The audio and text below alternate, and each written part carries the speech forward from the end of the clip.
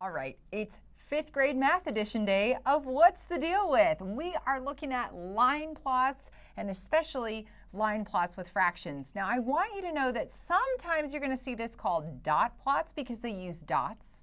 And sometimes we're going to call them line plots because we use X's with them. So know that they can kind of be called either one depending on if we're using X's or dots. I'd like you to start by thinking about buying something in bulk, something to eat. So maybe you've gone to a candy store and you can buy candy by the pound. Or maybe you've gone to a grocery store like Sprouts, for example, and they have the bulk bins and you can get oats or you can get chocolate chips or trail mix and you can buy them bagged as much as you want by the pound. Now imagine usually at those stores they also have some bags that are pre-done, right? If you're in a really big hurry and you don't want to scoop out your own oats, they've got some ready to go. Here are the amounts of bags that are on a shelf of, let's just call it oats. Notice that on my line plot, I actually drew it just like a number line. So notice that 1/4 and 1/2 are 1 part apart, and think of this as 2/4, right? So 1/4, 2/4, 3/4.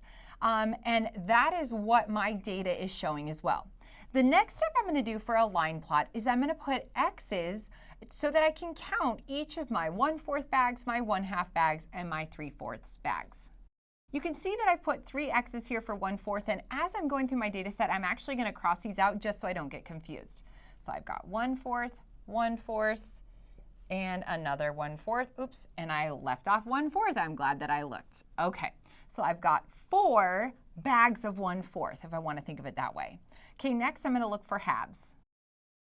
I can see that I've got 4 bags of 1/2. Let me do 3/4 next. So I've got 4 bags of 3/4, and again, notice that I have crossed out all of my data points, and one thing I always like to do to check is to count them up. So I can see that I've got 12 bags of those oats that are pre-bagged, and I just want to double check that I have 12 X's. 1, 2, 3, 4, 5, 6, 7, 8, 9, 10, 11, 12. Remember, if I was going to use a dot plot, I could use dots instead of X's. I'm using X's for this line plot today. Next, what I want you to do is we need to find the average, we need to add them all together. So we need to think about what would our total amount of oats be if we unbag them all, what would that total amount be, right? So before you start busting out into your strategies for multiplying fractions, let's think conceptually for a minute. I have 4 copies of 1/4. So 4 copies of 1/4 I know equals 4/4 or 1 whole. So I know that that's 1 whole, okay? Then I've got 4 copies of 1/2. Again, I know that that's a whole and this is a whole. So really I know that I have 2 wholes for my 1/2. So far I have a 1 from my 1/4. I have 2 wholes for my 1/2. Now I'm to 3/4.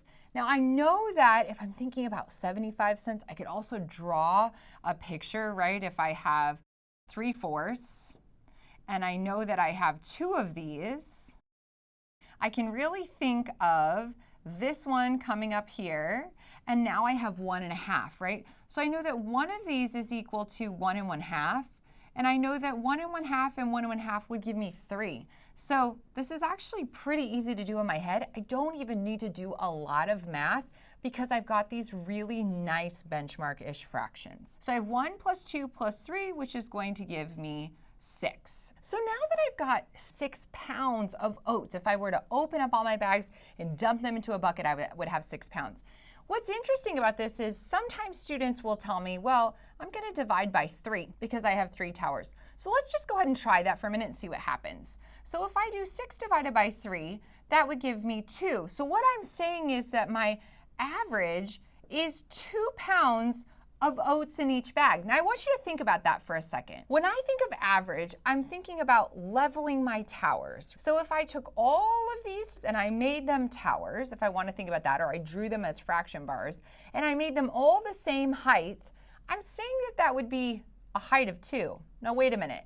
There was nothing above 3/4. How on earth could I get a 2? I can't, right? So one thing we know about the mean is that it has to be within our range of values. It can't be any smaller than the smallest amount, and it can't be any larger than the largest amount. So I know that 2 is not correct. Eek. I did something wrong. Let's erase and try again. So I know that I have 6 pounds of oats total now that I've unbagged them. I need to divide them equally amongst 12 bags. Where did I get the 12 from?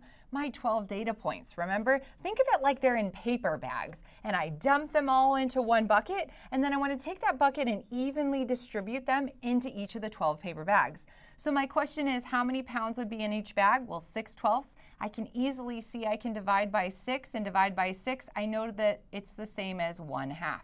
So my average amount in each bag, once I made them all equal, would be 1/2 pound of oats. Notice that even though we're teaching averages right now, fractions have come back into play. Fractions are your friends. Just embrace it. This is something we want to really be helping students with as well. So you're going to notice that from this point out, from 5th grade, as we go to 6th, 7th, and 8th grade, we're going to see more and more fractions in every single concept. Even if we're doing geometry, now potentially our lengths could have fractions or be mixed numbers. So I want you to notice that we're going to embrace fractions. I want you to also make sure you're thinking conceptually. Before you say 1/4 times 4 multiply straight across, think conceptually, can I easily do that fraction math in my head? I want you to push yourself to envision conceptual models. We use a line plot to organize our data so that we can see how many pieces and how many fractions are in each category, right?